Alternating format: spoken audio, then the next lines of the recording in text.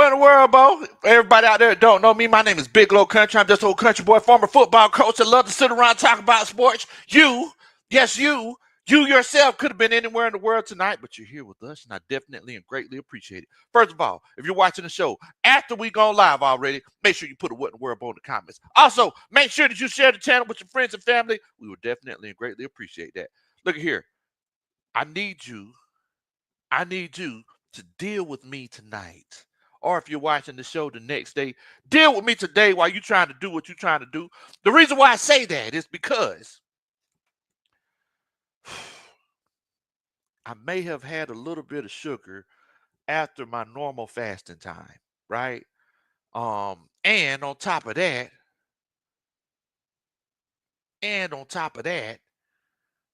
the Falcons are actually making a few moves in free agency. It's finally starting to go down like a basement step, Bo. It's finally going down. So, with that being said, let's go ahead and jump right on into it. Now, first of all, I didn't get a chance to go live last night, right? Y'all know, country boy, I be tied up. Y'all look, y'all know how I be doing, man. I'm always into something. With that being said, um, Grady Jarrett. But you know what? Before we get into the Grady Jarrett situation, um, let's go ahead and shout everybody out that's coming on to chop it up with us tonight. Rounds one says yes. He says, I hope we get one of these tonight. Well, I was hoping we would get one of these. Look. Yeah, you got what you wanted, Bo. Shouts out to Tyler Russell. He's probably the reason why we ended up doing it. Because he hit us up like, hey, coach, merch the coaches meeting tonight. I was like, let's do it. Oh, man. Nando's in here says, what in the world, Bo? Hey, uh-oh, ho. Wait a minute. Here goes Terrifying No again. Shopping at the Dollar General store. Good grief. Daggum, the Dollar General store, Bo? Goodness. Who that for life in here says, we got Justin Reed. He said he meant to say rise up. He spelled it wrong. It's okay. Rise up for life. What's going on with you, fam? Tay Bro's in here. What in the world, Bo? Monty Cushington. Hillman's in here. Says, what in the world, Bo? Hey, man, Terry Cooking. Just need to reel in the big fish. Yeah, you know how you go fishing. You know, I really don't know nothing about this because I only catch big fish. But you know how you go fishing. You know, you catch them. And, you know, you get that brim probably about that big. You know, that's actually a pretty good sized brim. Y'all know I got big hands. But you get that brim about that big. You're like, okay, all right. You throw it out there again, you get another one. You know, we call them stump knockers. You know, you get another, and then you hook old catfish. Old catfish about that big, you know, good buttery catfish. And you just hook them, and next thing you know, you got 25, 30 of them, but you want to get that, you know, that joker that you can put on the mantle. That's what we're looking for. Body Bag on says, Terry Cooking as usual. Shouts out to Drees Brownlee. Says, yay, I was hoping for a coaches meeting. Look at here. We in here. Live in full effect, my friend. Dre Murphy's in here. Says, what it do? Beloveds. He says, what the business is, beloveds. How y'all beloveds doing and feeling on this Tuesday night tonight, beloveds? Have y'all been outside tonight? I was just out there a few minutes ago. And Bo, it's feeling good out there. Goodness gracious, man. Thank goodness for springtime. Let's see here. We also got down South Georgia boy in here. What in the world, Bo? What's going on, man? Jamel's in here. What in the world, Bo? Hashtag rise up. That's right. Brian Cornelius is in here. What in the world, Bo? Rishi, rise up. You know what time it is. Padres in here says, what's good, Lo? We dumping and punking monkeys. Don't nobody stay about my mom but a bunch of junkies. Don't nothing dump me. See, I told you that the reason why I had to show Coach Padre that is because he put a post up of he said he was listening to Young Dro, and he just put it on Twitter. He didn't tag me. I was like, y'all know my phrase. I use that word. That's unfortunate because that's very unfortunate because I'm the biggest Young Joe fan he knows, and he didn't even tag me. Like I'm sitting here like, what in the world, Bo? What in the world? Jalen's in here says, what in the world, Bo? Chris says, look, I hope you're not too busy to get in a little fishing from time to time. Look, you got to, Bo. You got to. ATL Skate Man in here. Wait a minute. I'm trying to remember what you said at the end of ATL. He says, that's all right, baby girl. Let's try it again. Did I get it right? ATL Skate Man. I'm gonna get it right after a while. For those of you who don't know, ATL Skate Man, prominent figure in Atlanta culture. Been skating around the city for years. I was talking in my last live. He was actually at the end of ATL.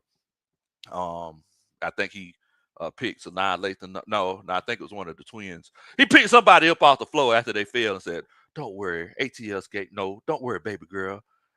ATL Skate. I forget. Let me know in the comments, man. I'm sorry. I'm sorry, Coach. I'm sorry." Gene Davis says, "What in the world, Bo Ghost Peppers? What's going on, everybody?" We also got our first Superman chat of the night. He says, wow, you gonna do? Are you doing that already? Goodness gracious, daggone." He says, "Timu Terry at it again. Hello, I'll hang up and listen." Doggone, boy, y'all are so petty. Dun da da. That's a Superman chat. So look at here. I want to ask everybody in the chat. I want to ask everybody in the chat. Let's just go ahead and put it out there. I mean, let's start the show off right. Y'all feel like we should have moved on from Grady Jarrett? I mean, let's just go ahead and the elephant's in the room. It's in here somewhere. Do y'all think we should have moved on from Grady Jarrett? If you feel like it was the right decision to move on, put a 1 in the chat. If you disagree with it in any kind of way, you have any kind of reservations, put a 2 in the chat. I just want to know. I'm just trying to fill the room out. I just want to know what y'all thinking. So if you feel like it was a situation where it was time, because I got some mixed comments whenever I put out my video. I don't know if y'all can tell. I was emotional. I had to go put the sunglasses on because I didn't want y'all to see my. But if you felt like it was time to move on from Grady Jarrett, put a 1 in the chat. If you feel like, hey, daggum, Terry, you could have did something. If you were one of the people that said, how is Kirk Cousins on this team, but Grady Jarrett ain't on this team, put a 2 in the chat. I just want to know. In the words of Joe, I want to know. Let me stop singing for Universal Music Group gives me a call. And they've been trying to offer me a contract ever since we dropped the smash hit. How did we lose? What should we do? They don't know nothing about that, but how do we snooze and miss the playoffs? Hated the way it played out. I wanted to play in the Super Bowl. How we lose? Goodness gracious, what don't even singing? All right. Okay. Like I said, I apologize. I might be a little hype. I had some sugar past my fasting time. You do the intermittent fasting thing. You're supposed to, but I felt froggy. I felt froggy, so I had to jump. Also, we got Coach Carey in here. It says, "Hello, Falcons fan. Breaking news: Joey Bosa to the Bills." What? I thought it was a done deal. Joey Bosa was going to the 49ers. Good grief. Joey Bosa to the Bills? That is crazy. Wow. Okay. All right. That's crazy. Joey Bosa's ring shopping. That's what he's doing. He's ring chasing. My homeboy King Atlanta supporter says time for some Super Bowl rings for Atlanta. Hey, that's the goal. All right. So my homeboy Dre Murphy said he can't believe, no way, no how, we got rid of Grady freaking Jarrett. Hey man, JBM 93 says it was time. And in the words of Rafiki, in The Lion King, what was the first thing he said at the beginning of the movie? It is time. He said it was time. It was time. Ramil Padre, who every time I seen Padre wearing a Atlanta Falcons jersey, and I've seen him wearing an Atlanta Falcons jersey many times, he's rocking the Grady Jarrett joint. He's one of the biggest Grady Jarrett fans I know. Christopher Stinger says, "Hey man, it was time." Carrie put 222. Look at here. In our little content creator group chat yesterday, we had to console Carrie. Carrie was crashing out. It ain't like that song y'all used to listen to back in the early 2000s. Carrie probably do got a condo around her wrist, because she's living on the yacht half the time. But she had a condo on her wrist, man. She was crashing out. She was crashing out, not cashing out. Carrie was crashing out. Deanna says, I love Grady, but it was time. I completely understand, my friend. Brian Cornelius says, it hurt. It hurt. Tony Wright's in here. What's going on, Bo? Hope you're doing good. Hope you're, the Wright Jones group is flourishing, alive and well. Nando Barrington says, 2 years too long, Bo. Dang gum. Man. Tyler Russell says 2, lost leadership. But look, man, he was money. He sure enough got his money too. Sure enough got his money. Kerry says Grady should retire. I hope he does. I hope he does. Look, that's the only thing that could kind of rectify this situation. I wanted him to only wear that Falcons jersey his whole career. I'm going to be honest with you. In our content creator chat, I think Kerry or Jack Spade, I think somebody put in a picture of Grady, getting on the Chicago Bears plane, and he took a picture of the rug at the beginning of the private plane entrance. I'm pretty sure, Padre, Kerry, and Stephon Schilling, ATL Skate Man, Tony Wright. I'm pretty sure y'all used to seeing that because y'all only fly private jets. But he took that picture and everything. I ain't gonna lie to you. I hadn't been in the chat since because it's still kind of emotional to me. It's too soon. It's too soon. I don't want to see the pictures of him, in the Chicago Bears stuff and at the Chicago Bears facility. I don't want to see him moving on with his life. I'm sorry. I'm sorry. It's tough. Connor says, hey, it was time. Body Bagum says, 1, it's time. Falcons usually hold on to guys too long. Terry the Reaper. I mean, look, I ain't mad at it. Jamil, Stephon, they said it's time. ATL Skate Man says 1 and 2. He said 1.5. Kerry says Grady was a casualty of the money we wasted with Kurt. Daggum. That's rough. That's rough. And Padre, he says the real question is, who do you replace him with? Astro also asked that question as well. Astro, I think this is my first time seeing you in here. Welcome to the coaching staff. Everybody who comes and participates on the show are considered part of the coaching staff. So welcome to the coaching staff. We definitely enjoy having you on. Dreesy said she was shocked. I guess that's the one of the situations that we got to consider now. I mean, yes, we're dealing with the shock and we're dealing with the, him not being here anymore. But how do we replace him? What do we do? I'm going to tell y'all my feelings. I mean, do I like it? No, I don't like it. But just like someone mentioned earlier in the chat, I'm gonna be honest with you. Sometimes moving on from guys sooner rather than later, sometimes that's the best option, right? If you look at this pass rush over the last 10 years, I mean, the pass rush has been predominantly stagnant, guys. And I mean, Grady Jarrett's been a constant in that. Now, I'm not saying that Grady Jarrett's a bad player. I'm not saying that by any means. I feel like he's one of the best defensive linemen in Atlanta Falcons history.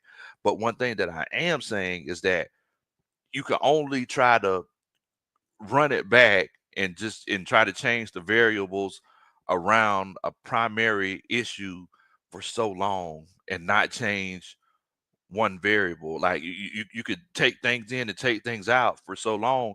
After a while, as that resource or that asset that you have is starting to age, you kind of got to consider like, hey, I mean, maybe we should just start all the way over and see if we could resolve this generational curse that we're having. I mean, because it's getting to the point where it's starting to feel generational.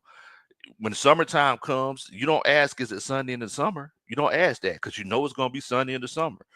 And by the time November comes for the Atlanta Falcons, you're not asking, hey, are we leading the league in sacks? Because you know we're not. I mean, I hate to say it, and I hate to see Grady go. But y'all know my famous saying that I've been saying for years. Carrie says she put up a capital 2. Y'all know the famous saying that I've been saying for years, guys. Players come and go, but the logo stays forever. I mean, unless you're the Houston Oilers. Players come and go, but the logo stays forever. I mean, with that being said, you know, I love the fact that Grady Jarrett got a great contract. He got a lot of money. According to what we heard that it was just a situation where the Falcons just couldn't match his contract. Because just like Carrie mentioned earlier, she brought the croissants and she also brought some great knowledge to the stream. It's one of those situations where we were financially strapped because of Kirk Cousins. The same guy who says I want to talk to the manager who just skipped everybody else. We're financially scrapped because of Kirk Cousins. The same guy that's telling lies on us and telling lies on the front office and telling lies on himself. The same guy who just didn't get benched. Like, you got benched. You made some terrible decisions. That same guy, he's the reason why Grady Jarrett's not here today. Because I can almost guarantee you, if the Atlanta Falcons could have kept Grady here, they probably would have. Raheem Morris was one of the coaches on the field whenever Grady Jarrett had the game of his life in the Super Bowl. And it hurts me to even talk about this. Grady Jarrett had the game of his life, sacked Tom Brady 3 times. And this whole time we were thinking, man, if anybody's going to be trying to get this redemption, if we're in the same situation that we were previously in, it's going to be Grady Jarrett. If anybody doesn't have a ounce of fight left in their body and they need some type of fuel, Grady Jarrett's going to remember, hey, we were in this situation before. We were minutes away from winning this thing. I'm not going to let it slip away again. And it hurts the fact that he's going out the door. But Terry Fontenot had to make a decision, you know, that was best for his team. And let's be honest, at the end of the day, best for his family. Just to be honest. So, is it a situation where we like it? Is it a situation where it's our favorite thing to see? Grady Jarrett, you know, wearing the Chicago Bears gear and taking pictures on the Chicago Bears plane. I don't like it. It's almost like Grady Jarrett singing the old Boys to Men song.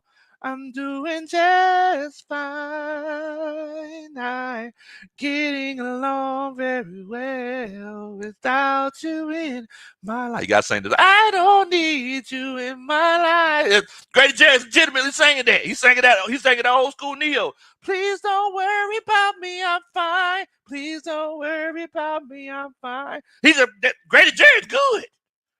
Did y'all know that Grady Jarrett got $87 million guaranteed dollars as a member of the Atlanta Falcons? Did y'all know that? Grady Jarrett got broke off while he was here. So I legitimately can't say we did Grady dirty. Like, Grady's good. Grady's good. But, just like our angel said, hey man, love Grady. We'll miss him. But it's time because Grady's not that guy anymore, Bo. And it hurts. It hurts because the crazy thing is 10 years ago, everybody that's on this stream, unless you're, 9 or 10 years old, 10 years ago, everybody that was on this stream can remember whenever Grady came into the league, everybody say he was undersized. There was whispers about him being Jesse Tuckle's son. He's a Grady baby. His name is literally Grady. He represents Atlanta. He was the little engine that could. He went from the little engine that could to, playing in the Super Bowl and should have been the Super Bowl MVP and going on to just wreck shop for years. He went on to be the leader of the defense, the leader of the team. Remember whenever Matt Ryan got hurt? Whenever Matt Ryan left, who did we see as the leaders of the team? It was AJ Terrell and Grady Jarrett. If we still had the paper tickets, I can almost guarantee you AJ Terrell and Grady Jarrett would be on it. So, moving forward, it's tough to see that. It's tough to see that go. Kerry says, look, it's all about the logo first. Shouts out to my homeboy, Mark, on the Mark. My homeboy on the Mark, he got a famous saying, logo business. That's what it's about, Bo. It's about logo business. We also got Superman chat. He says, "Hey, Big Low, putting a 1 in the chat just because." Da da da. That's a Superman chat. Hey, appreciate that, brother Willie Doc. Man, hope you're doing good tonight, my family. What's going on? Aeon, much love to you. Much love.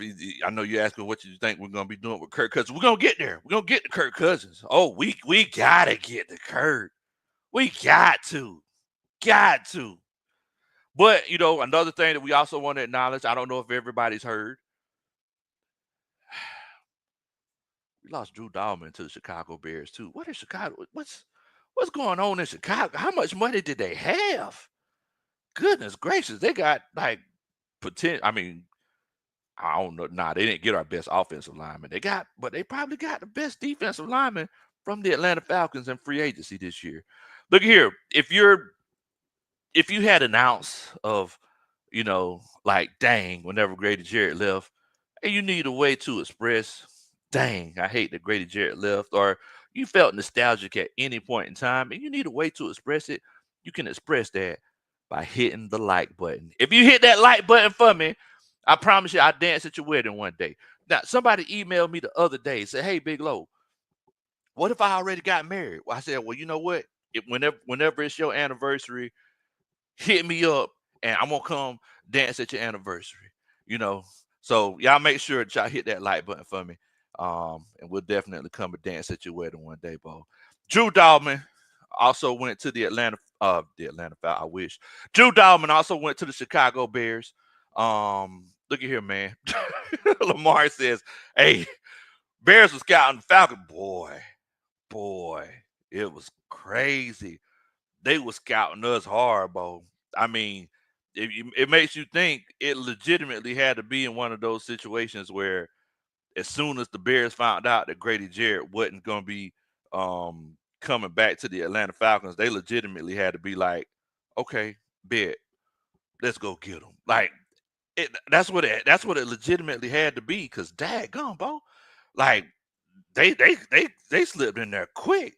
They move quick. But look, I mean, at the end of the day, man, it is what it is. Now, the question that a few people asked in the comments, a lot of people asked, well, who do we get to replace Grady Jarrett? Once again, the question is, who do we get to replace Grady Jarrett? Shout out to my homeboy Dre Harrison in here. He says, we still need to make a bigger move in free agency to make me feel better about losing Grady, in my opinion. I am not mad at you, Bo. I am not. In the words of Pop, Bo, I ain't mad at you.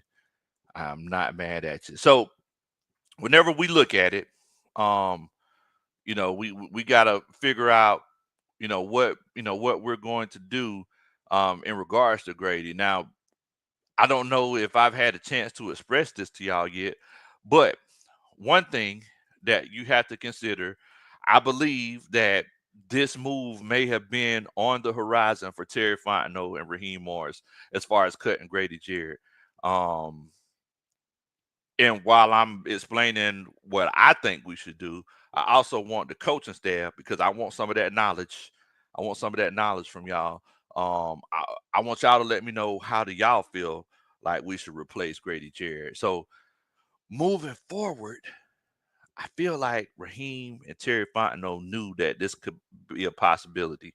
I felt like they knew that they were going to move Grady Jarrett or Anyamata. Me, myself, personally, I wouldn't mind moving on from Anyamata. I mean, save that 8 mil. See if you get another defensive tackle. Let's completely revamp the defensive line. With that being said, I think whenever they went out and got Ruka Rororo, who's literally, I feel like a carbon copy of Grady Jarrett. I feel like when they got Brandon Dorless, they were legitimately already putting it in motion. I also feel like that was one of the reasons why they didn't play that much. I feel like they didn't give them that much playing time, because they just wanted them to sit and watch Grady Jarrett. I legitimately feel like that's the case. I do feel like we could go ahead and get a defensive tackle in the draft. Um, I feel like we're getting to the point now where the way that this defensive line is kind of coming around, it's looking like we might be running. I know they said Jeff Uber said we might be running a hybrid defensive front, but I legitimately feel like, guys, it's one of those cases where we could be going predominantly 4-3. You might not have that 330, 340 nose tackle and having those those outside linebackers on the edge. That might not be the case.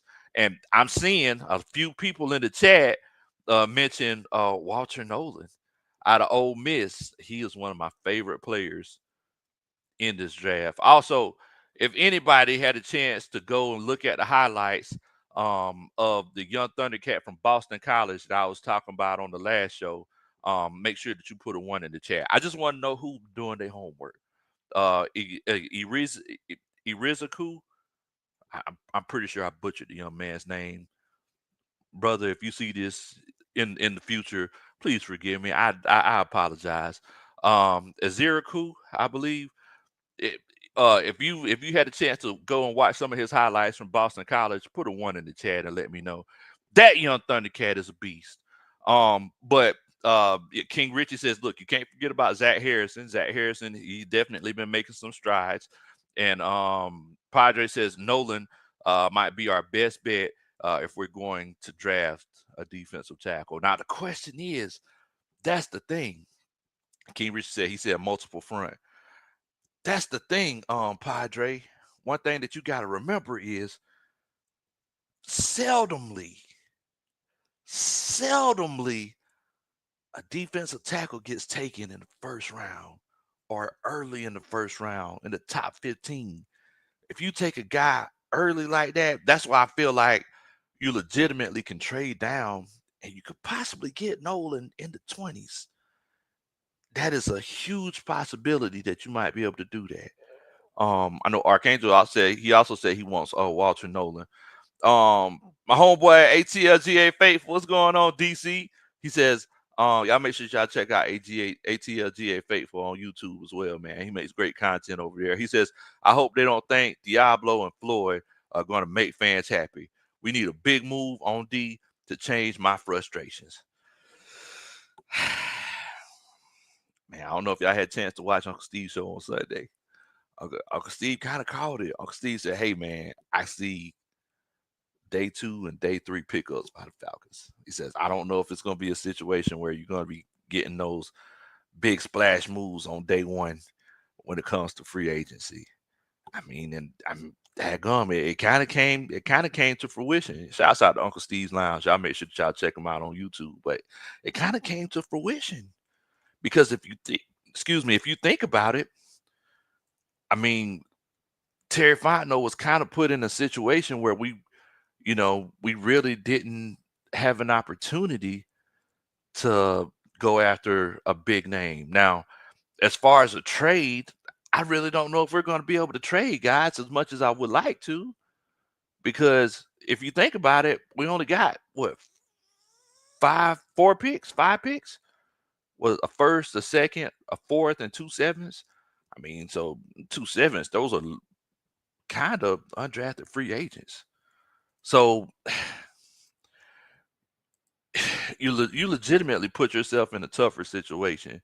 Now, I want y'all to take a look at this defense after we went ahead and made these moves in free agency.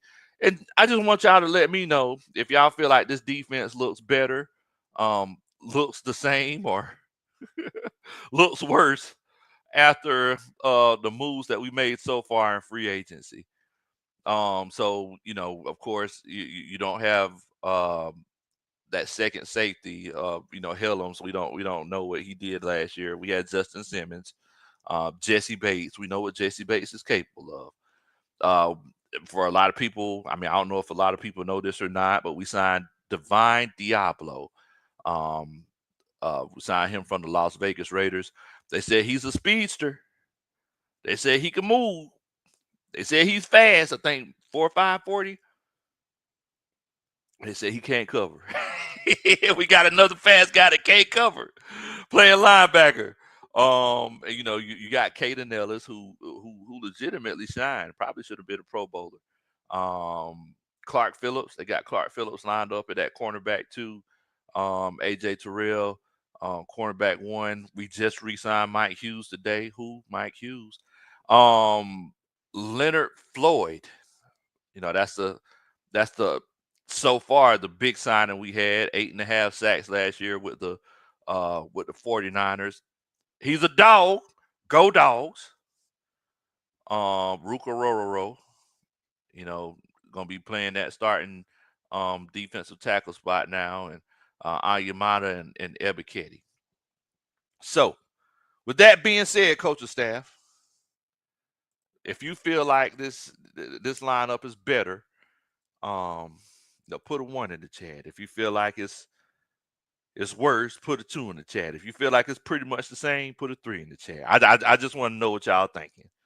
Just want to know what y'all thinking. Also, and Body Bagum says, don't forget about Braylon Trice. He is a stud. Yes, Braylon Trice is a straight dog, and I'm definitely excited to see what he's capable of. Now, while y'all are putting that in the chat, I legitimately want to know um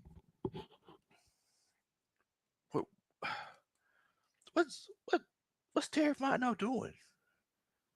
Like what's the holdup? Like what? So Terry Fontenot didn't go to the Senior Bowl, and I know people said that, hey, you know, this isn't the first time Terry Fontenot hasn't gone to the Senior Bowl. I completely understand that, but I was under the impression that it was going to be one of those situations where the reason why we got Terry Fontenot is because he was this capologist, right? People said that he was this guy that could, you know, just create cap space out of nowhere, and you know, kind of like the Saints just did, and they're signing a whole bunch of people, and we're sitting here like, well, daggone Terry, like what what's going on? Like this supposed to be your time to shine. This is why we brought you in. So I'm legitimately sitting here thinking, what's the holdup? You didn't go to the Senior Bowl. Like what why ain't we restructured too many people? Like I know we extended Jake Matthews, but daggone, like I mean you got Jesse Bates, you got Caleb McGarry, you got other folks out here that you could restructure, but we hadn't done it yet. Also, we got another Superman chat. Drew Down. Drew Down came in here and says, what in the world, Bo? He says, we need a free safety, linebacker, edge, cornerback. We address everything but free safety. And that's in the draft. And that's what we're drafting. Okay. Okay. I ain't mad at that. I also ain't mad at that's that. Da, da, da. That's a Superman chat. I also ain't mad at that. I ain't mad at that. Much love to you, Drew Down. Much love to you, Bo. But yeah, I mean, I'm legit trying to figure out what's going on. April Thomas is in here. Said, "What's going on, everyone? Ain't nothing wrong with that. Ain't nothing wrong with that." So let's see what everybody's thinking. And coaching staff, y'all try to remind me. I know it was 3 if it was pretty much just the same, but it was 1 if you felt like it was better, 2 if you feel like it's worse, and 3 if you feel like it was pretty much the same. So let's see. Gone, shouts out to you. I apologize if I ain't pronouncing that right, but Gone says 2. He feels like it's worse. I'm a dog. 555 says it's mid. I ain't gonna lie. I ain't look. I ain't. Deanna says wait and see. Teresa says 3 is about the same. Nando says 3 is about the same. Archangel says 1.5. He says I'm kind of stuck. I'm kind of stuck. You know why the coaching staff is so significant, because I haven't given the coaching staff 3 options. And they still give me half numbers. Boy, I tell you what, boy, y'all keep me on my toes. Dan the man says 2.5. Says it's between worse and about the same. Okay. Brian Cordelia says, I don't know about this one, Bo. Round says it's too much unknown at this point. Okay. Body Bagum says we can get Mason Graham or Kenneth Grant at DT. Those should be targets at defensive tackle. Look, I'm not mad at it. ATL Skateman says 3. Let's wait and see what's going on. Lamar says Terry, hopefully cooking up this trade for Hendrickson. boy. If you get Hendrickson, well, there's gonna be a whole bunch of getting naked in the city of Atlanta, within the perimeter and outside of it. Body Bagman says, he is though. Look at all the players released. Okay. Drees said lies were told.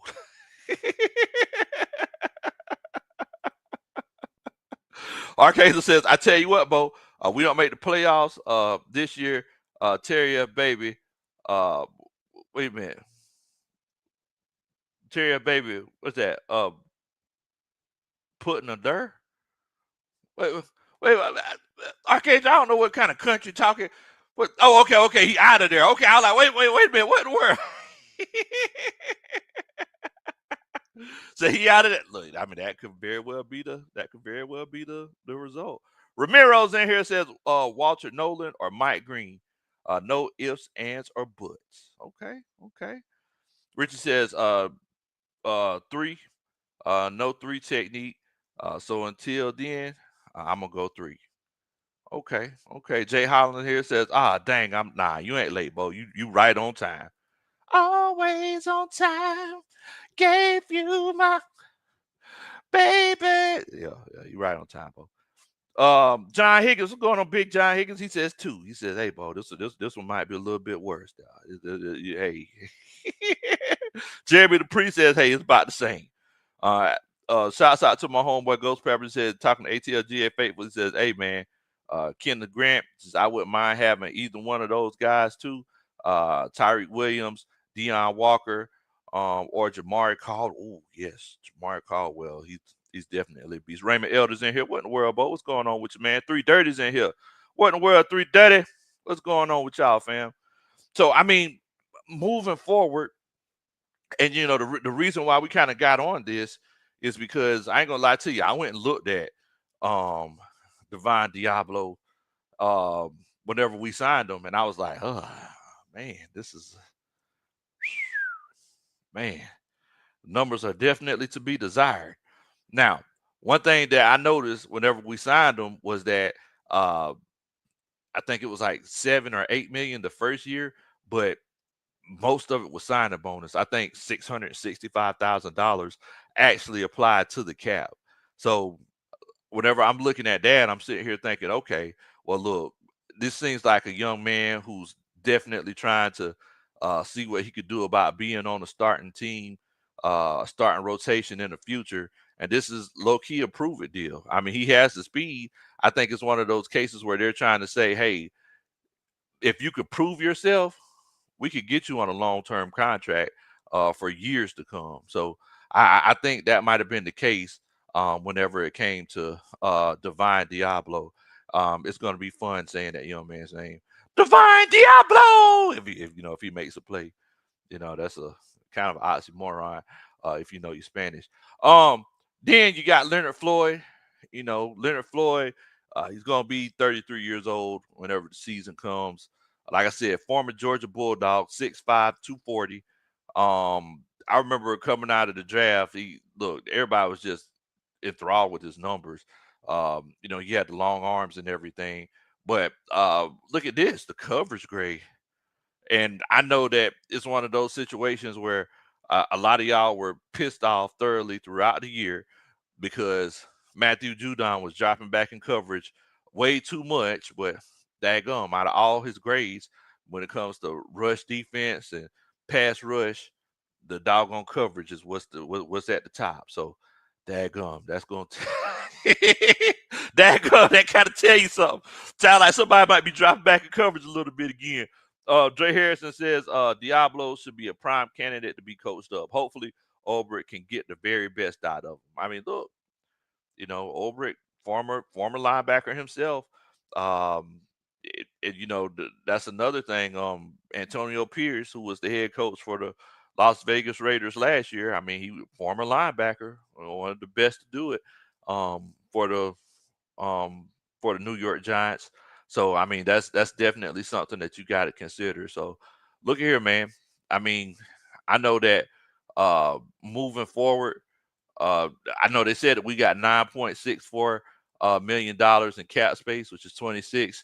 But tomorrow, whenever that new league year actually starts, we're gonna find out what the actual number really is. Because I know, if I'm not mistaken, that Grady Jarrett release, I think that freed up like 16 mil. So I'm eager to see exactly how we do whenever we whenever that new league year comes and the numbers actually get updated. Raymond Elder says unbelievable, Bo. Says pass coverage is the best part of his game. Yes, unfortunately, yes. Based on PFF. Now y'all know what I say about PFF. You got to take, you know, it's a give and take with PFF. They'll tell you one thing, but it's one of them situations where you kind of got to figure out. Mish says if they draft defensive tackle in the first round, drafting dang near 10 defensive tackles last year, it's definitely terrifying. No, and Jagger Morris last season. Bo, I don't know what to tell you. I don't know what to tell you, Bo. Look, it is what it is. I can't look. I can't. All I can say is it's the method to their madness. I can't say what's right and what's wrong. Archangel says 164 viewers, only 61 likes. Let's get those likes up, folks. If you're enjoying this great, beautiful bean footage, roll that beautiful bean footage. What in the world, Bo? Yes, I do need y'all to hit that like button for me. If y'all hit that like button for me, I promise you I'll dance at your wedding one day. So, Leonard Floyd. I mean,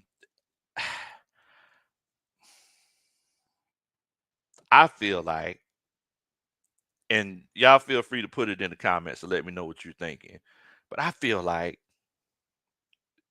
just like I believe Dre Harrison mentioned a little bit earlier in the chat, if it's one of them situations where we want to be satiated for free agency,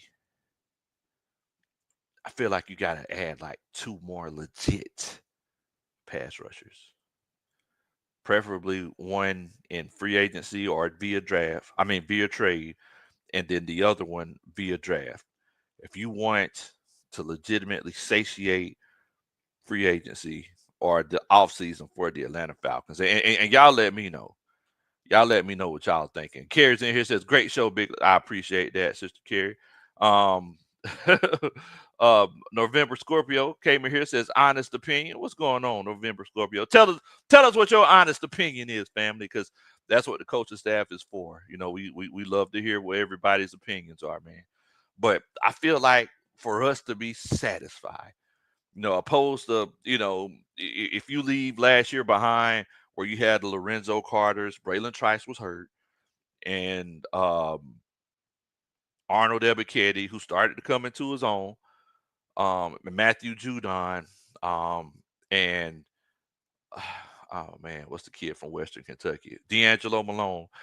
You had those guys as your primary pass rushers, and of course, Caden Ellis, who was kind of a Swiss Army knife.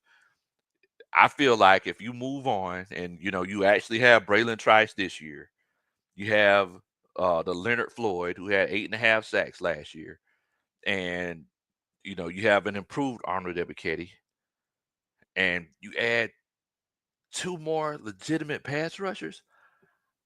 I'm good. I'm good.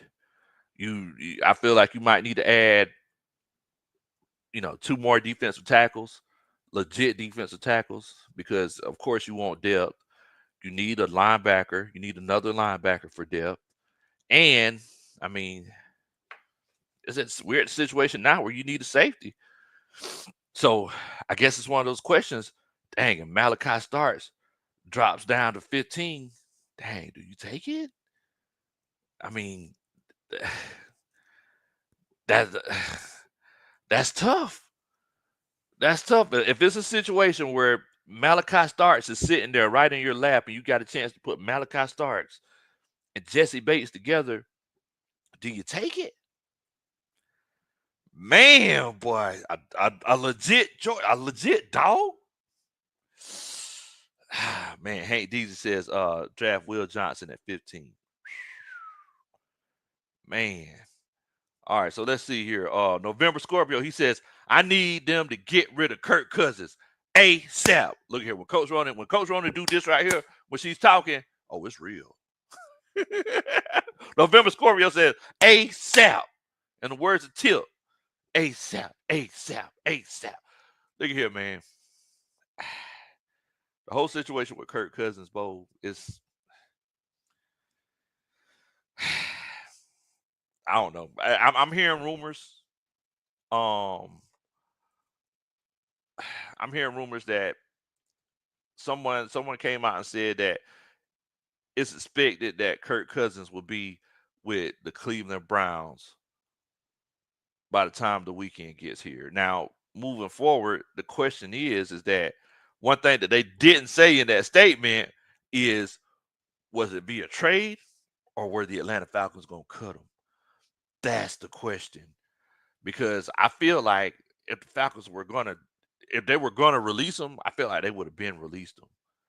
Right? So, oh, I don't know what's going on with that whole situation. I don't know what's going on with that whole situation. But November Scorpio, look, I appreciate your honest opinion, and I think almost everybody in here agrees with you. Look, man, if it's a situation where you could choose to keep Kirk Cousins or let him go, almost everybody will say, "Hey, let him go." Unless you're petty like me and just have him and keep him on the bench, just to let him know that he don't run nothing. Our angel says, man, that sounds good. Starts and baits. But see, the thing is, our angel, think about this. Over the years, how often have we said, how often have we said, hey, daggum, we need to work on the defensive line first. We always trying to draft guys on the outside or draft guys on the back end, like the safeties and the cornerbacks on the outside early in the rounds. Why don't we just go ahead and get our defensive tackles, our defensive ends, and the edge rushers, and that'll make those safeties and cornerbacks look even better. We'll keep saying that, but whenever we get hit with an opportunity like Malachi Starks and Jesse Bates, daggone, it's one of those situations where we're considering doing it. Antoine Wartime says, has Justin Simmons got signed to another team? If not, bring him back. So Justin Simmons, from what I hear, they said that he's talking about going with Vic Fangio in Philadelphia. That's when he was his most successful, and they said that he wants to go to Philadelphia to see what's going on down there. So, I mean, look, that's also an option as well.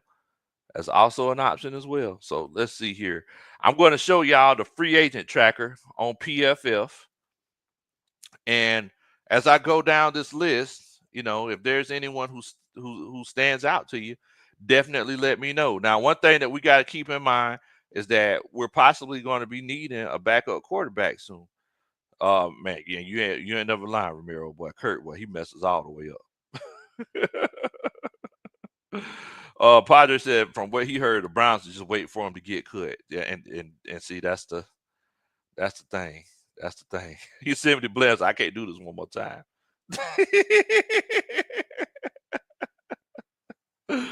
Oh man. So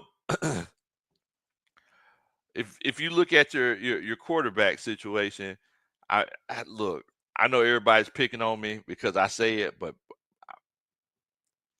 I would prefer Mac Jones. Out of all these quarterbacks, I would prefer Mac Jones. Mac Jones, um, I mean, shoot, I ain't mad at Russell Wilson. I mean, Russell Wilson, he could win you some games if it's a situation where um, Michael Penix went down. Knock on wood, because I ain't even trying to have those kind of problems. But I mean, that's a bridge we'll have to cross when we get to it. Because look, Dreesy, she's like me. She's legitimately sitting here thinking, "Hey, I'm petty, and Kirk Cousins could just sit on the bench." I mean, look, and I'm not mad at it. I'm not mad at it. I I think we're good as far as the running back room goes. Um, if I'm not mistaken, Archangel, I think Jacoby Brissett, I think he just signed with the Arizona Cardinals. So that's why we can't bring in Jacoby and Danny Johnson. Come on, Bo. Really? Even though I love Desmond. Come on, Bo. Really? Dang, gone. Man.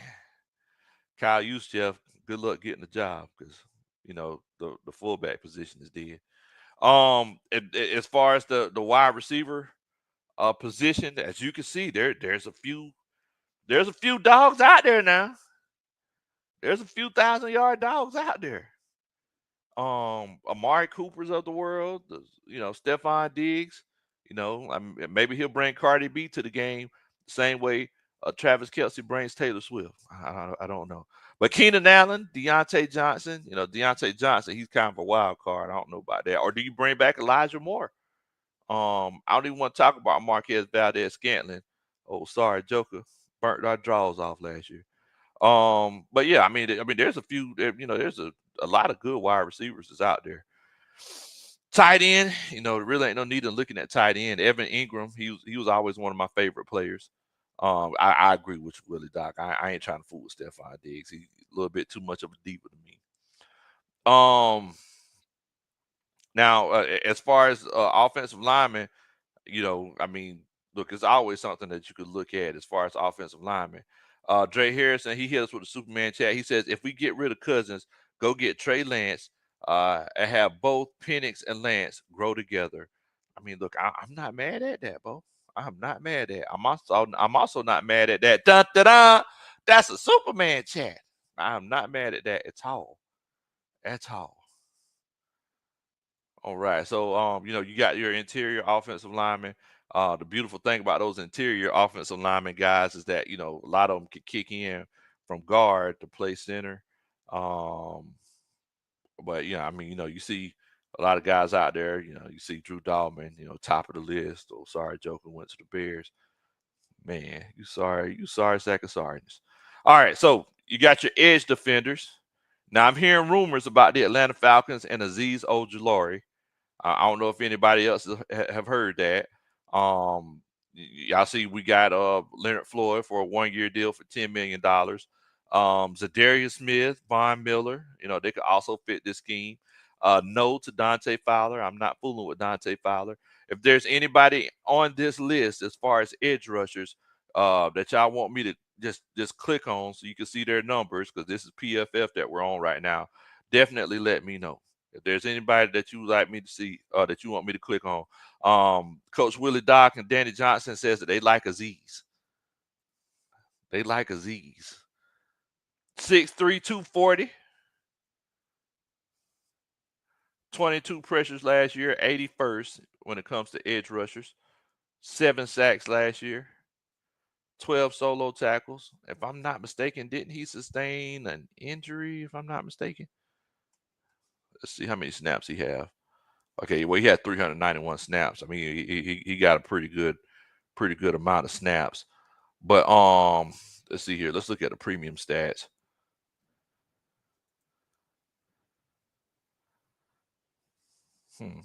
Now, what's up with all this red in the tackling? Did he miss a lot of tackles?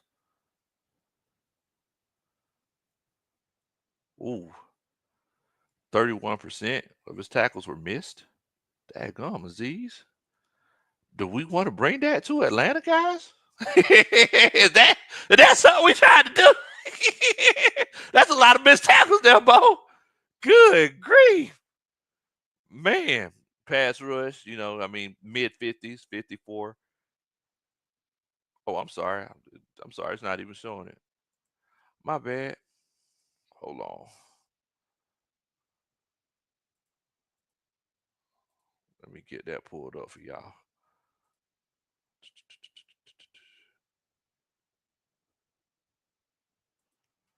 Okay, there we go. G says absolutely not. Yeah, y'all let me know if y'all can see. So, yeah, 31% of his tackles missed. Wow, in the Cleveland game, he missed every tackle opportunity. He missed 100% of his tackles. That's that's not good, guys. That's not good. It looks like he played week 1 through 12, and looks like he sustained an injury. Our angel says Obert could coach him up, Bo. Look, I hope so. I hope so. I hope he can teach him to step and squeeze, because good grief, man.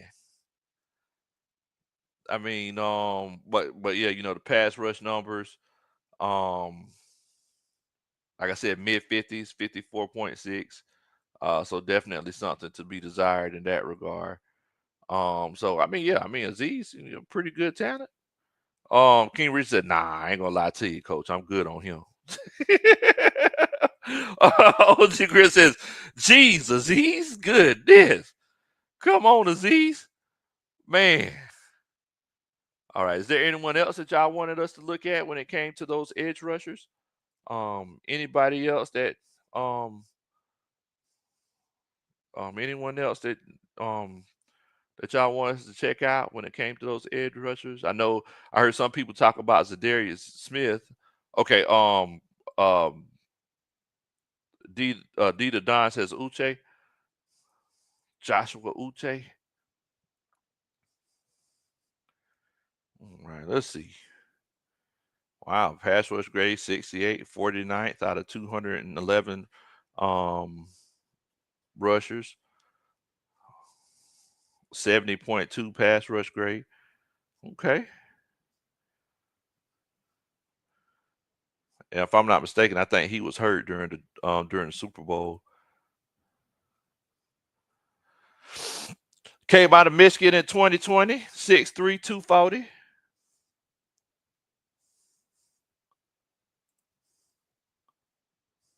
All right.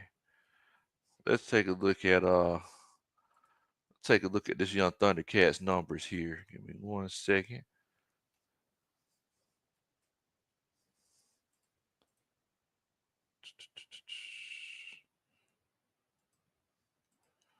Let me pull him up here. All right. So Joshua Uche, pass rush grade 72.7. Now, okay, yeah, so he played week 1 through 7. Um, wow.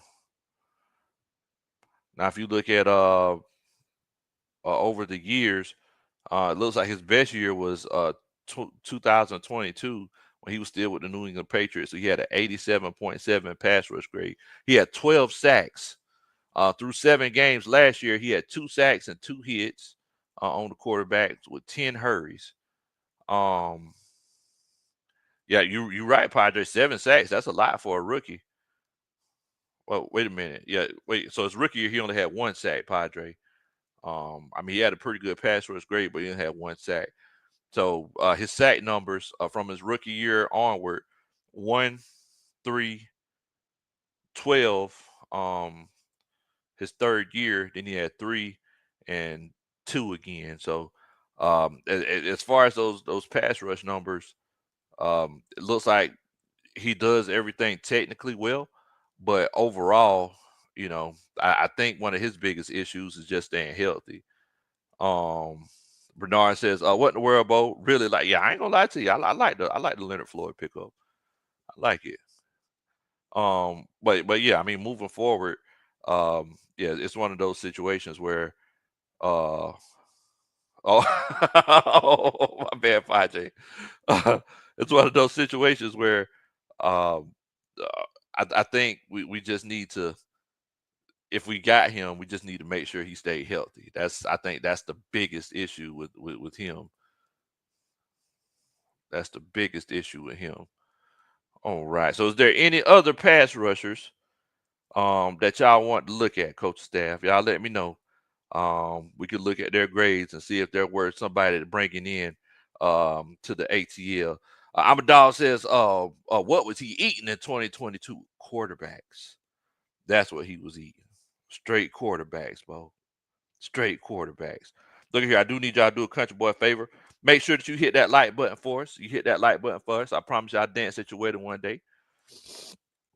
Danny Johnson said, "Do we still got Zoe?" No, we let old Zoe go. Um, and you know what? I think it was time. I think it was time to let him go. All right, Zadarius Smith.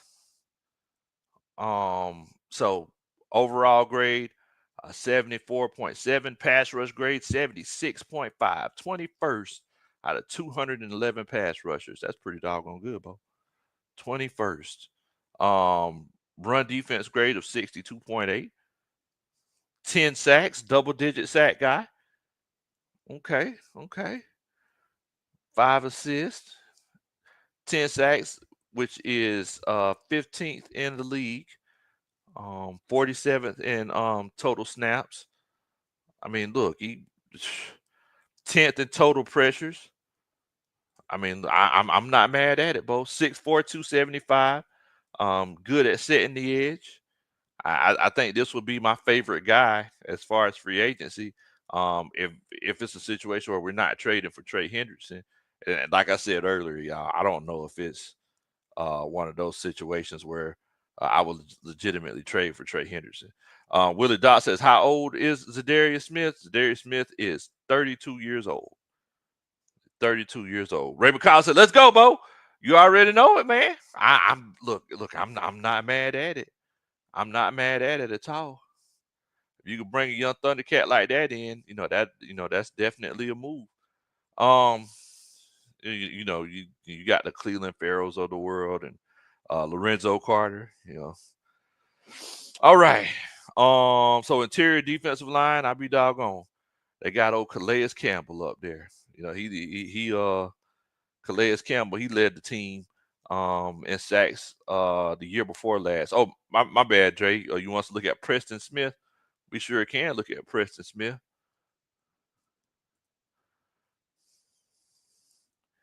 Coming out of Pittsburgh, another 32-year-old, 6'5", 265. That tells me you got some long edge setting arms.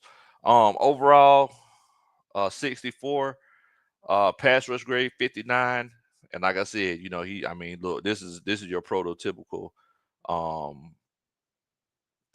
strong side linebacker. Or, let's see, it's 265. Well, I don't know if you be that to be that end playing that 4-eye. But 5 sacks last year. 10 assists, 15 solo tackles, 73rd in total snaps, with 469 snaps. Okay. He had 12 hurries last year and 5 sacks. So he gets to the quarterback pretty good. Willie Doc says, "Thanks for the fun and chill stream, Coach Lawrence." Oh, you know how we do, Bo. Look here, man. We chilling out. I've been working all day. I ain't got no time to be getting into it with y'all. Dun, dun, dun. That's a Superman check. You already know how we do. Xander back in here. What in the world, Bo? What's going on with your fam? Hope you're doing good tonight.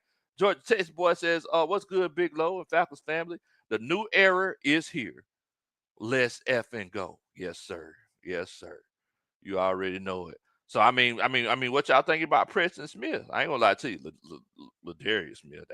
That's looking like the dog right there, Bo. Ladarius Smith is looking like the one.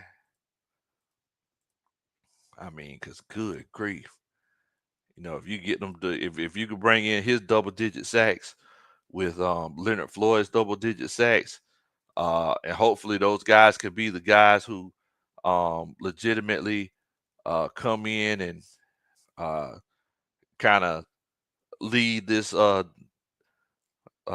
defensive line. That'll be the way to go. That'll be the way to go. What's going on, Dom? Dom says, "Big Low Country. What up, man? Carolina Panther." Oh man, y'all done spent all that money. Y'all done spent all that money, ain't doing nothing with it. Y'all ain't finna do that. Y'all ain't finna do that. Jay says, "I think Preston could be cheaper." Oh yeah, he's definitely gonna be cheaper. But the question is he gonna make much impact? That's the question. That's the question. I definitely think he can. Um, as far as your um defensive lineman, I think the name that I've seen a lot of people throw out is Ogunjobi, Larry Ogunjobi. Malik Collins, that's an interesting name as well. I don't think we're finna run it back with Taquan Graham. I think we're gonna move on. But oh wow, John Cominsky. Wow, talk about a blast from the past. Oh man. Oh, you want me to check out old Larry Ogunjobi, Trucker Mike? Let's check him out, see what he's talking about. 6'3", 305. In the words of Mama Country, that's a hunk of chunk right there. Now, like I said, like I've been saying, guys, you can't really go off of PFF numbers. Overall grade 49, pass rush grade 58, run defense grade 43.3. Oh, okay, y'all can see it. Okay, good, googly moogly, 43 point. Goodness gracious, boy. So he got 2 sacks last year, 61st out of 219 defensive inside defensive linemen.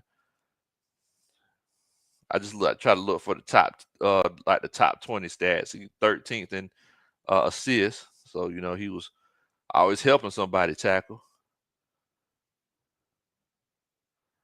He had 8 hurries, 2 sacks. I mean, you need you a space eater. Ain't nothing wrong with that. Yeah, I like the old TQ, man. I like the old TQ. J Maul, what's going on with you, Bo? What in the world, Bo? Hope you doing good tonight, man. We over here chilling. We over here trying to help Terry. Trying to help Terry see if he can find some diamonds in the rough. All right. So now as far as the linebacker position,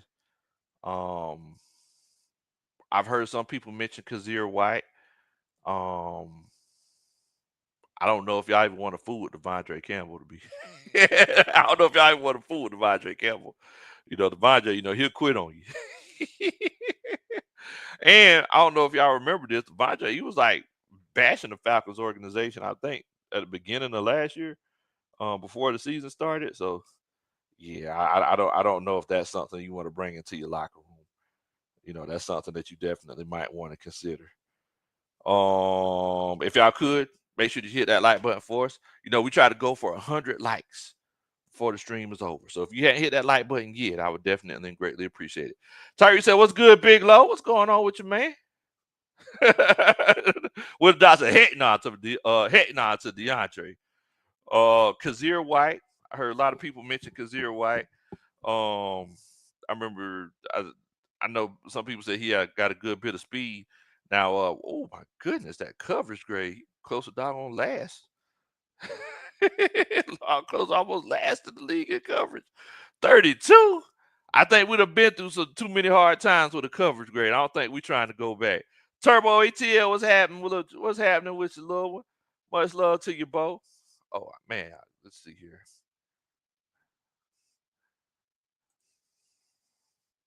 Hold on. I thought I was sharing it, but I wasn't. My apologies, coaches.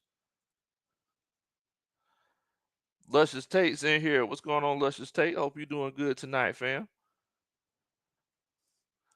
All right. Yeah, I just want y'all to see what I see. Y'all see that? Good grief. 32 coverage grade. Now, look at here now. When it comes to that run defense, he in there. We might have to just put him in on early downs. 6'2", 234. He in there when it comes to that run defense. But doggone, don't ask him to cover nobody. It's going to be like putting a paper towel on a king-size bed. He can't cover him.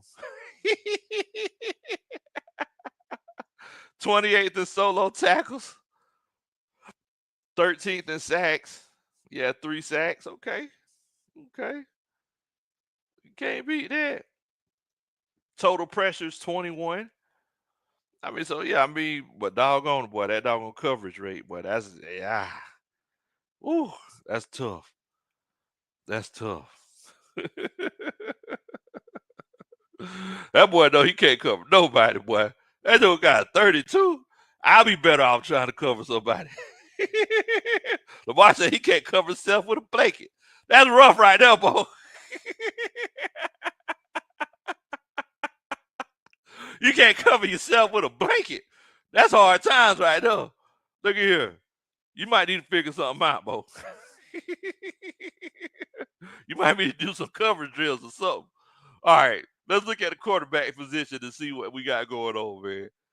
All right, so the top quarterback listed is Rasul Douglas, from Buffalo, 6'2", 209. One of them long rangy corners that Raheem Morris and them guys like. Um, Coverage grade 58, was a whole lot better than the other dude. Goodness gracious. That's what I'm saying. That's what I'm saying, Go Pepper. You can't cover somebody in the phone booth. They'll juke by the shoes in there.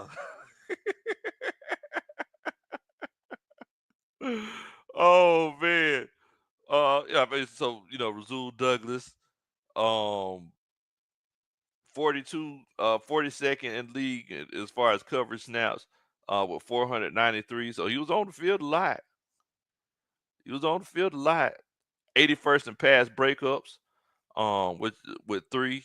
He was 50th in receptions allowed. He let 40 catches go. Will Dot said, "Give him Duke Riley." Okay, okay. I mean, yeah, yeah. Duke Riley. He was here whenever Raheem Morris was here, right? If I'm not mistaken, I think he was. Said, "Give him Duke Riley, huh?" Man, look at here. Oh, Duke. Duke was different. Every time I think about Duke Riley, I think about him doing that old Louisiana jig dance while he was chewing gum. I don't know. It was weird. It was weird to me. I don't know. All right, Kendall Fuller. Kendall Fuller is the guy that we're going to check out next. Hold on one second. All right, so Kendall Fuller, he's coming out of Miami, and basically he is a guy who 5'11", 198. Me myself, I like my cornerbacks a little bit more short and compact. I don't necessarily like long range corners because I just feel like they're a little bit more of a liability. But Kendall Fuller has really good numbers. Pass rush grade 72.1. So look, if it's a situation where you want to possibly put him in the slot, that's definitely an option. Um, Run defense grade 75, which is something we definitely need help with um as far as our tackling, and coverage grade 62. And Willie Dot even doubled down. Willie Dot says, "I need Duke Riley." He said, "I don't just want him." He said, "I need Duke Riley on this team." He said, as a matter of fact, he said he's going to Flowery Branch tomorrow. He's finna tell them, "Hey, y'all need to do something. Duke Riley ain't on this team. Y'all need to figure it out." Kendall Fuller uh, gave up 27 receptions. I mean, which ain't bad. Which ain't bad. Um, Had 4 missed tackles. But I mean that's pretty doggone good. Um, Especially if you're playing. How many snaps he play? Oh, they don't got the snaps on here. I know he played a good bit of snaps, if I'm not mistaken. Yeah, he played 556 snaps, 4 missed tackles. That's pretty doggone good. That's pretty doggone good. So I mean, basically, the reason why we did this little exercise, guys, is because we just want to let everybody know that look, there's still some dogs out there now, and if it's a situation where we trust Jeff Ulbrich and we trust Raheem Morris, because remember, it's one of those situations where before Raheem Morris came over to the before he came over to the Atlanta Falcons, he had a team in the Los Angeles Rams who did pretty doggone good, and it was legitimately a no-name defense. So it could be one of those situations where Raheem Morris, he might go ahead and have a no-name defense. I was telling everybody in our little chat a little bit earlier today that it could legitimately be one of them situations where it's like, hey, like Arthur Smith was last year, well, and the year before that, basically the last 2 years, whenever Arthur Smith felt like he could win with a no-name quarterback because he wanted to be one of them situations where, he was just so smart and can just figure things out so well. He didn't need a quarterback. You had Arthur Smith. And maybe that's where Raheem Morris is going. Maybe Raheem Morris is saying, hey, look, I can figure this out. Y'all need some stops. I'll get you some stops. I mean, maybe that's the situation. You legitimately never know. You never know at the end of the day. So I mean, I want to know from the coaching staff, where do y'all are y'all optimistic? Is it a situation where we're optimistic so far as where free agency's gone? I know my homeboy Dre Harrison. He says, "Hey, I need a splash move so I could get excited about the season again, or get excited about these Atlanta Falcons, or just to let Terry Fontenot off the hot seat." Is it a situation where, are you good? Are you jumping off the cliff? Where are you at in regards to the process?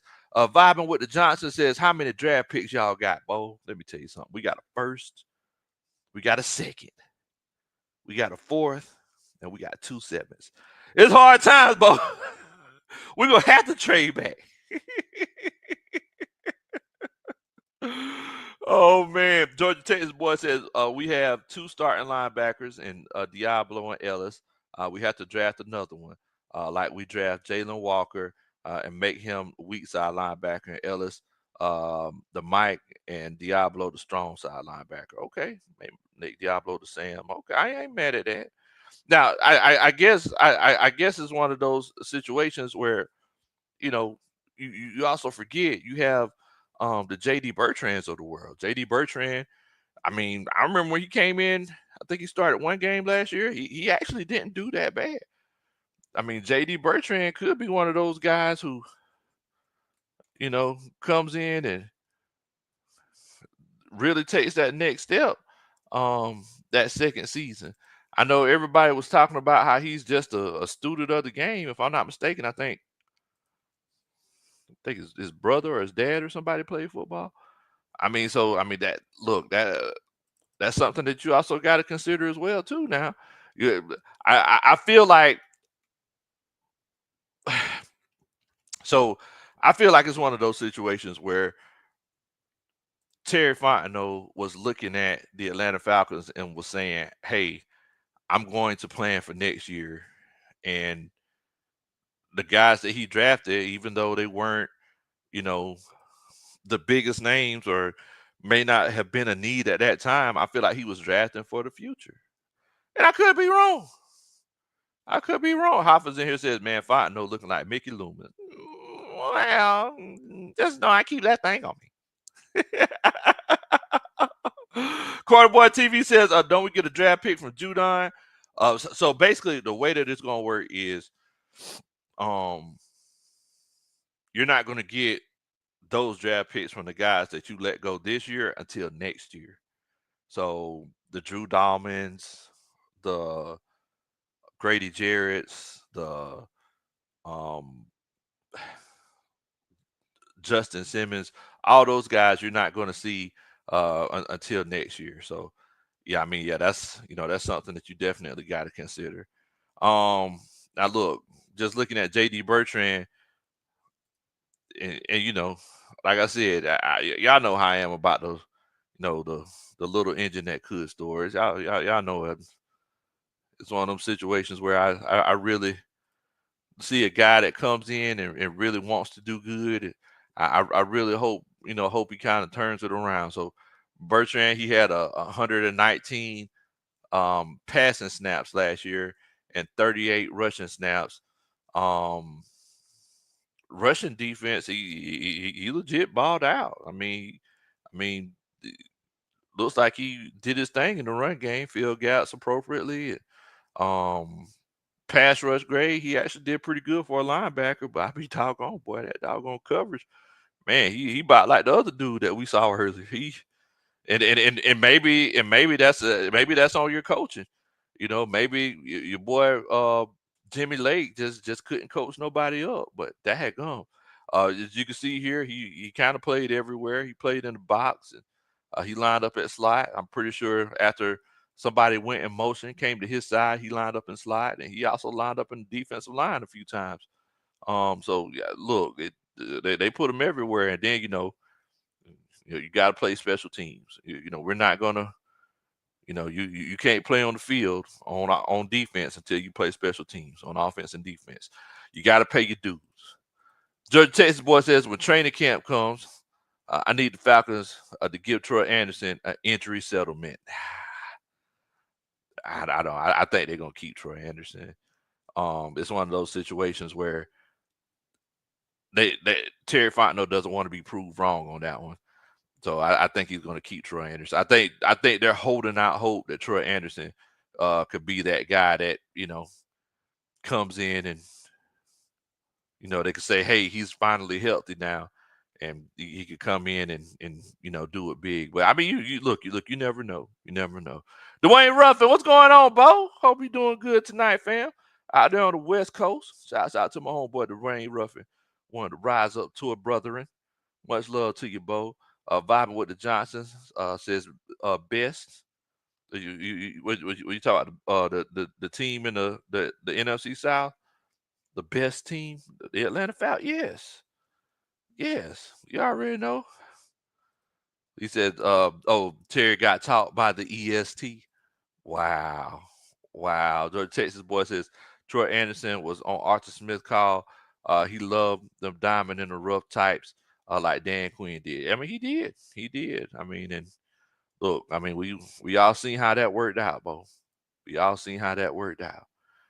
I mean, so I mean, moving forward, guys, I know that um this isn't the most eventful um free agency of how free agency started, but I mean, daggone, man. Terry can only do so much with what he got, right? You know, he can only do so much with what he got, unfortunately. Um, the Kirk Cousins situation really handicapped him. So I think right now they're just trying to get out from under that situation and get out from under that issue, and then moving forward, you know, they'll figure it out. That's right, Archangel. It's a brotherhood slash sisterhood for the ladies in the Rise Up tour. You already know it, man. You already know it. Rise Up tour where fans become family. Corner Boy TV says, I think Jeff Ulbrich gonna coach these guys up. Uh, look at what they did with Isaiah Oliver. Okay, okay, ain't nothing wrong with that, Bo. I am not mad at it at all. Not mad at it at all. But look here, I do need y'all to do a country boy a favor. Make sure that you hit that like button for me. Also, make sure that you hit that subscribe button. Look, if you enjoyed the show, I definitely appreciate you for coming on, and make sure that you hit that like button if you enjoyed it. Also, I need y'all to make sure that y'all share the channel with your friends and family. If this is your first time watching, make sure that you hit that subscribe button so you don't miss us in the future. Because we get on here, we chop it up all the time, bro. We chop it up all the time, you know. But look, I definitely and greatly appreciate each and every one of y'all for coming on and chopping it up with us. Um, look, I'm finna end it off um on a different note this time because I know that it's one of those situations where whenever the off season came, a lot of people weren't on um YouTube because man, this the way that the season ended, it hurt, right? The way that the season ended, it hurt. So y'all know me. I'm a very creative guy. I had to end my season, and I had to come to closure in my own special way. And the way that I came to closure uh, was through song. So with that being said, I don't know if y'all had a chance to watch it yet, but we're gonna watch the Big Low. Uh, Shouts out to What in the World Bowl Records. Snooze video together, and you know,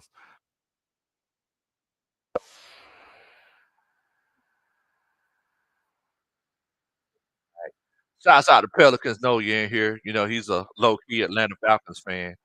Shouts out to Rounds One, Archangels in here. We definitely and greatly appreciate it, Bo. Give me 1 second here as we get this together for you. We're gonna end it off on the positive. Well, we're gonna end it off on in a way that I'm pretty sure a lot of people feel when it comes to this season, Bo. We're gonna end it off on the way we know how to.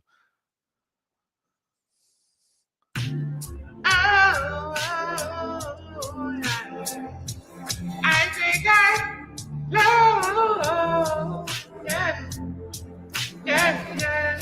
I can't believe we lost. Started the season 6-3 and we missed the playoffs. I remember when Raheem said we would outrun the South. Can you tell me what happened? Guess while we was running, we just started clapping. Jerry, Raheem, Lion, Kirk Cousins lost to the Saints and I can't stand them. Man, this got me saying what in the world, Bo? Right now, I just really wanna know, how did we lose? What should we do? How did we snooze and miss the playoffs? Hated the way it played out. I wanted to play in the Super Bowl. How we lose? What we gonna do? How did we snooze and miss the playoffs? Hated the way it played out. I wanted to play in the Super Bowl. Oh, yeah. Everybody beings every Sunday. The Rise Up Tour, I'm going to away games. Just know we'll hold that Lombardi one day. But for right now, we're just hoping that things change. Michael Penix Shaw, Drake London, Bijan Robinson. I hate I have to wait another year. Can I wait another year? Make a brother shed a tear, say, how did we lose? Put your lighters up. How did we snooze and miss the playoffs? Hated the way it played out. I wanted to play in the Super Bowl. How we lose? What we gonna do? How did we snooze and miss the playoffs? Hated the way it played out. I wanted to play in the Super Bowl. Oh, yeah. Yeah. I was there every Sunday. Ain't one crying, Bo. I was there every Sunday. It's rough, Bo. It's rough. Reppin' ATL. Reppin' ATL. Reppin' ATL. How did we lose? What should we do? How did we snooze and miss the playoffs? Hated the way it played out. I wanted to play in the Super Bowl. How we lose? What we gonna do? How did we snooze and miss the playoffs? Hated the way it played out. I wanted to play in the Super Bowl. Oh, yeah. How's that part? Bro, that part right there. How did we lose? Somebody tell me. Heck nah. Hey man, that was the boy Big Low right there, man. What y'all know? Man, boy. What do in you the know? world, Bo? What in the world, Bo? Tip, what's going on with you, man? How you feeling, man? Man, boy. As you can see, man, I've been in my feelings ever since the season ended. It's been some hard times, man. It's some hard times, man. You know, we just everything going on, and next thing you know, Grady up out of here, Drew Dalman up out of here. Just a whole new change, man. Whole new change, man. Well, I tell you what, man, before we head out, you want to let us know how you feeling about the off season so far? I'm optimistic. To be honest, the question mark is Divine Diablo, which is a great name, by the way, but we more so care about the play on the field. So we'll see if he can get coached up. He was pretty much going to be like our Sherwood, our Kaiser White. You know what I'm saying? You can say things like that, I believe. So we'll see what happens. He's the biggest wild card for me. Happy that we got Leonard Floyd. Yes. I love it. Love that we got Leonard Floyd. Love we got somebody that can get after the quarterback. The past few years, really since like the Super Bowl year, he's kind of been like an enforcer because, you know, he's been bouncing around. He's been with the Bills, 49ers. Now he comes back home to the Atlanta Falcons. We're back home to Georgia where he played college. And at the end of the day, he had 8.5 sacks last year, more than anybody on our team, even though Honor Abacady did have some pulled back because of penalties. Still, 8.5 sacks. I'm gonna take that. I need that. Yeah, I do. Gotta have it. Gotta Right. have it, man. And then I you know mean, Mike okay. Hughes, of course. Then you know Mike Hughes. You know, cheap signing. I see that. You know what it was. 3 years, 18 mil. So I still want to see. Did you see the numbers on that? Like how that breaks down? Did you get a chance to see that? Talk Mike Hughes? Yeah. No, I didn't. Okay. Me neither. I was just looking for it myself. Didn't know if you had seen it. But yeah, I'm looking to see how the breakdown on that contract is. But regardless, still pretty team friendly and salary cap friendly, something that we need. So We need it bad, boy. We need it right. bad. Because I mean that I know that Diablo deal, if I'm not mistaken, I think it was just like a $665,000 cap hit because Mhm. most of it was, you know, given to during signing bonus. Right. Right. I So mean, we don't owe him nothing. We can cut him whenever or whatever. So I mean, but if yeah, he comes in and do something and earns himself some money, then good for him. And good for us too. man, boy, it's tough, bro. Tadee says, what in the world, bro? The 49ers hate Floyd gone. So hopefully we could profit from the signing. I hope so, man. I hope so. Right. I hope so too. I Because know I that he mean, they gotta pay that quarterback, Bo. yeah, He ain't no rookie no more. man, boy. Look at here, man. The 49ers, boy, they lost all kind of folks. Like they're literally rebuilding that team. I Yeah. know it's tough because we got a lot of holes, but they got a lot of holes. You know it's tough when you gotta sign Richie Grant. Oh, my bad, my bad, my bad, my bad. Wow, So daggone. I'm gonna back it up. I'm back it Dog, up. yeah, man, like you didn't have to do it like that. My bad. Good grief, Bo. My bad. Goodness gracious. My apologies. My where's my manners? Where's my manners? Now, is there anybody out there that you're thinking that we should get? Asante Samuel Jr. Put him in the slot. Man, you've been screaming that for a minute. You've I'm, been you've been screaming that one for a minute, Bo. I'm just saying. I would love to put him right there in the slot, especially we got Mike Hughes back, who actually the overall PFF grade, even though I don't fall into it like that, I still got to see what my eyes see. It Yeah, said gave him a grade of 71. Hey, so you know that's not bad for your CB2, even though that's what he is going against. You know what I'm saying? Come on, man. Everyone hated Richie Grant since forever. I'm talking about the man came out of high school. I was looking at him like, no, I'm joking. I'm joking. I'm joking. Nah, man, I just wanted him on the field and to play up to a second round pick. And I just feel like we just never got that from Richie. we never got it from him. Yeah, We so never got it from him. He was always the weakest link. hey, I'm saying like he always the one that they going after. You seen. I mean, I still will never forget Trey McBride. Yeah, Oh my that guy. goodness, Yeah, line me boy. up against him. That's all I kept telling my quarterback. They kept putting the matchup right there. That's where I wanted to go. Like, come on, man. Like, that's on wax. Like, you can look that interview up. Like, you know what I'm saying? Like, it Man, is. boy.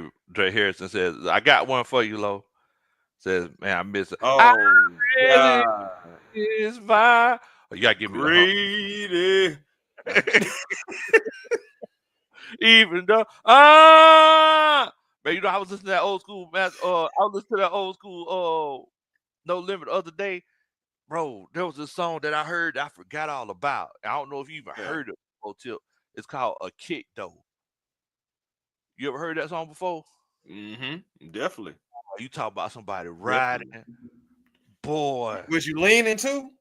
man. So I mean, one thing that folks don't know about me, I've always been like a bass head. I've been a speaker head. I always keep speakers in all my cars and my trucks. Okay. Okay. So the first thing I was like, oh man, I forgot about this one. So yeah, I had hit it. You know, I had to cut it up a little bit see what it was hitting on. And yeah, it was. Oh yeah. There you go. Yeah. That's But how yeah, I felt about Pocket Full of Stones. boy, man, what you talking about, boy? See, you Just taking saying, me back now. You taking me back. man. Taking me I'm back now, just boy. saying, UGK, very underrated, man. Them boys that rarely miss. Yeah, I know it, boy. I know it, man. Boy, Pimp C, he one of the best, boy. Pimp C, one of the best, man. You can't everything Pimp C done. Even though he was talking about, don't nobody, you go to Atlanta, that's not the South. I don't know where he was coming from with that one, but Yeah, Pimp C really missed. right, right, right, right. I'm trying to tell you, man. Like, Man. yeah, with them though, yeah, that's a good one right there, though, too, man.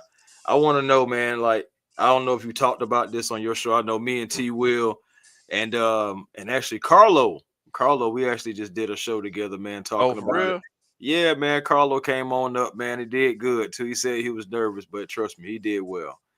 Stated Hey, his man. opinions, and of course, you already know me and T Will took care of him anyway. So Oh yeah, oh yeah. yeah, man. But yeah, man. I don't know if you talked about it, like the possibility of I just want to know for you, if you had to pick, if it really was on the table and you had to pick, you going Michael Parsons or you going Trey Hendrickson?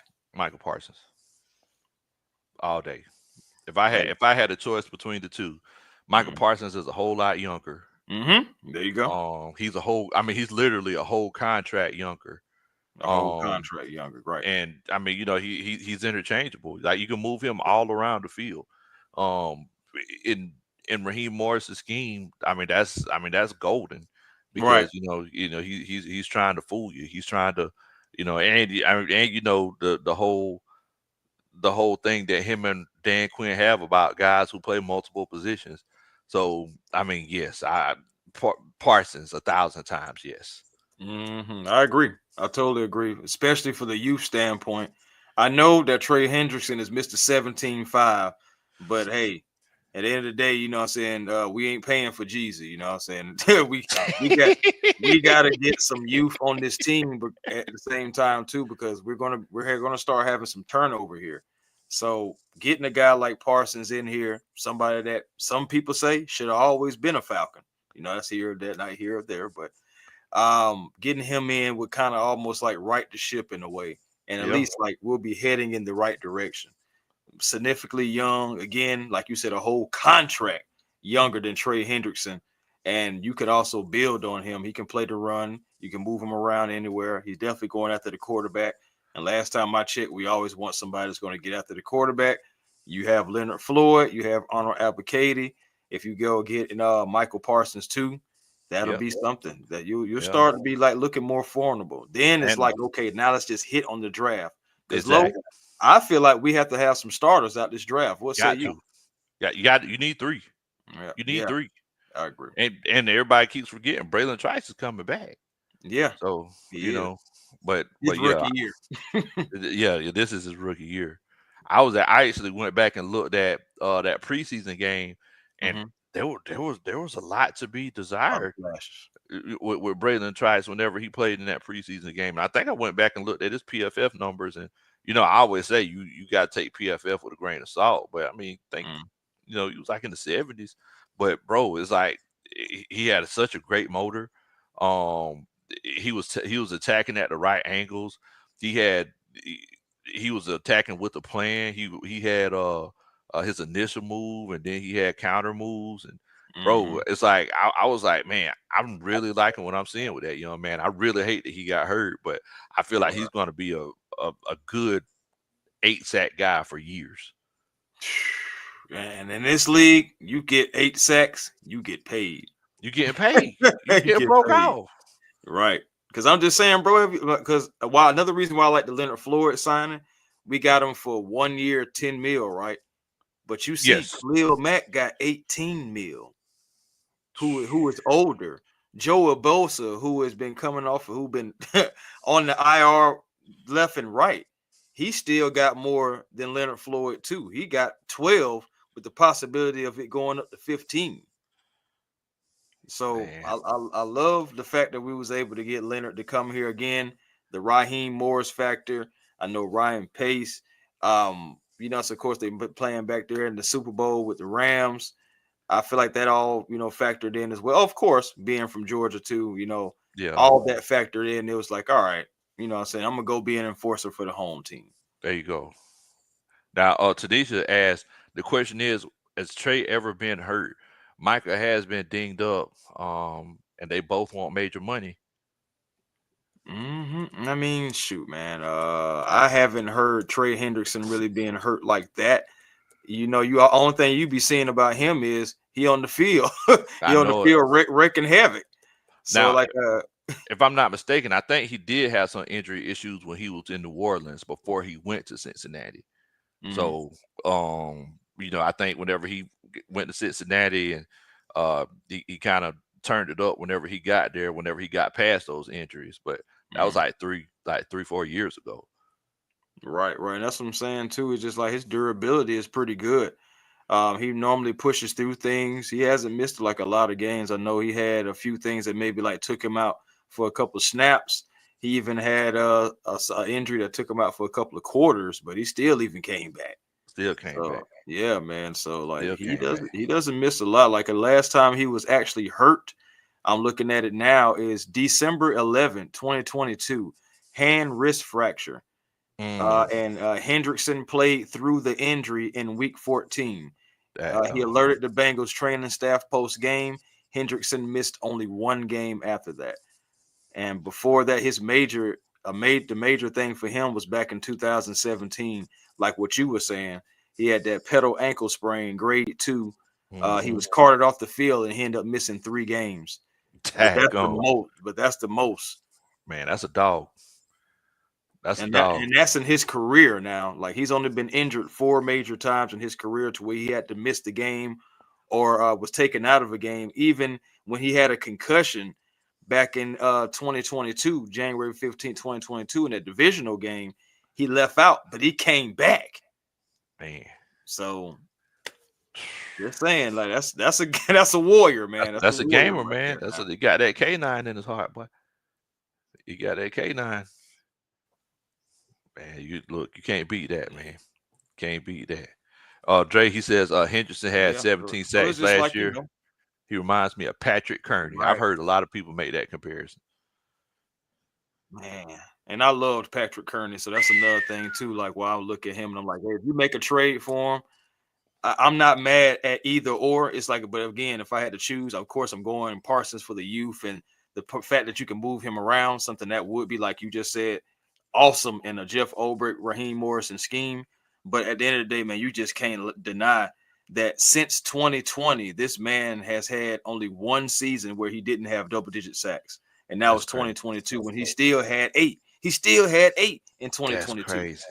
But back-to-back seasons with 17 and a half, that's not easy to do, man. Not when you know they game planning for you. Exactly. That would lead our team for like the last 7, 8 years, 6. Bro, 6 that's years? like 3-4 guys on our team just from this year. 17 and a half, that's like 3-4 guys from our team. I was talking about the 8. That 8 would lead our team like the last. The 8 right there would lead our team. Yeah. That 2022 alone would have led our team. So, man, just saying, man, there's some guys, man. If we really can pull that off, and if it's like, if we have to give up a second round pick to get either one of those guys, I'm like, here you go. You want me to wrap a bow on it too? You know what I'm saying? Like, take that guy. Man, because it's just because we're gonna have guys who are war ready instead of guys who got to get ready for war. Exactly. Man, you can't beat it, man. We also got another Superman chat. Tanisha said thoughts on was that Jahdae Barron, DB? Yeah. He projected at a pick 23 in the draft. Supposed to be like Jalen Ramsey. Dun da da. That's a Superman chat. Had to get in on it, but yeah, man. I like the kid, man. I've liked him honestly before I watched anybody else's tape coming into it. I was already like, yeah, Barron's going to be a baller, and I still do believe whatever team gets him is going to be a baller. You can trade back, and you can possibly get him if you can slide into the 20s, because from 15 to 23. You should be able to get like at least 2 picks, I think, out of that. Yes. So, you know what I'm saying? You can possibly get him and still get some other guys in the second round too. possibly even the third, because we don't have a third rounder, and it's going to be still some talent in that third round. Low, you the coach, man. You see these guys. Man, It's, this it's, draft is it's, some, deep, it's some bro. guys coming out, boy. This draft is deep, bro. This draft humming with I'm talent. telling you. So we got an opportunity, and that's why I want to trade back, because I want to get more of this talent, because we need starters. Exactly. So, like I said, I don't know if you remember that year, Arthur Blank was like, "Hey, we need 3 starters." That's where I'm at this year. Like we need 3 starters. I mean, just to be formidable in this year, because a lot of these other teams are making moves, man. You see the Panthers, they're stacking up over there. They're loading up, man. They're trying to come after Michael Penix. You see, they went and got D tackles, linebacker. Man. They signed up J.C. Horn. You know what I'm saying? We brought back Mike Jackson. So it just, they're trying to load up. They seeing exactly what they got to deal with. So they're like, we got to get ready for Michael Penix. Man, boy, it's gonna be interesting, man. It's gonna be interesting. Man, you want to let everybody know where they can find you at, Bo? Hey, man, just find me at A1 Forever Sports. That's the show on that's the platform on should I say YouTube. Hawks, Braves, Falcons, all you can find it here at A1 Forever. Also, the Hawks Digest, catch me over at the Hawks Digest. We just crossed over 1,100 over there. Thank you to everybody who's already subscribed and supporting the Hawks Digest. Me and Walter Pollard, we're over there growing it and paving, pounding the pavement for these Atlanta Hawks there. Catch your boy on Twitter, A1 Forever, Instagram, A1 Forever, and on TikTok, the real A1 Forever. Love to have each and every last one of you. Hey, man, look, y'all make sure y'all check my boy out, man. Great content and even greater person. Definitely. Appreciate that, man. Definitely. Look at here, man. For all y'all out there that don't know me, my name is Big Low Country. I'm just old country boy, former football coach. I love to sit around and talk about sports. I appreciate each and every one of y'all for coming in and hitting that like button. As a matter of fact, where did we end at tonight? 130. Boy, coaching staff, y'all go crazy. Coaching staff, 139 likes, Bo. Wait, but look, y'all treat me so fine. Thank y'all so much, Bo. I definitely appreciate it, man. Definitely appreciate it. Y'all make sure that y'all share the channel with your friends and family. If this is your first time watching and you hadn't hit that subscribe button yet, make sure you hit that subscribe button. Or if you've been watching and you haven't hit that subscribe button yet, in the words of Tupac, I ain't mad at you. But you could go ahead and hit it now. Go ahead and hit that subscribe button so you could chill out with us in the future. A1, thanks so much for jumping on with us, man. I definitely appreciate it. Coach staff, hopefully, it can continue popping off and y'all will get that y'all can catch that big fish that y'all been waiting on. Right. Where in the world, Bo?